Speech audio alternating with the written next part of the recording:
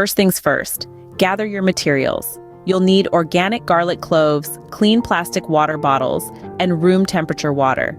Organic cloves are best as they're less likely to have any growth inhibitors.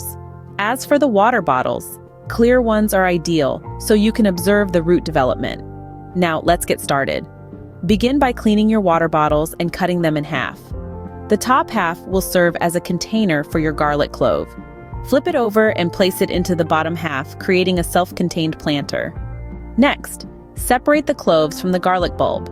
Choose plump, healthy-looking cloves. No need to peel them. Fill the inverted top part of the bottle with water, leaving about ½ inch of space from the top. Gently place the garlic clove pointed end up, so the bottom half barely touches the water. A bottle cap can come in handy as a support under the clove. Find a spot in your home that receives indirect sunlight. A windowsill that gets some sunlight but not direct hot sun is perfect. Over the next few days, you'll start to see roots appearing. Change the water every few days to prevent algae growth and keep it fresh. Remember, the key to this process is to ensure the root end of the clove is always just touching the water.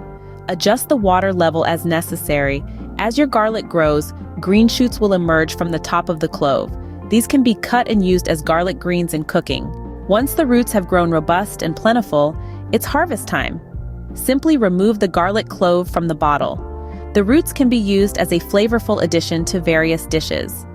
After harvesting, you can start with new cloves in the same setup to continuously grow garlic.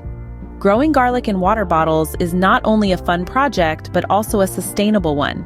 It's a simple way to reduce waste and grow your own food right at home. Instructions are below in the description.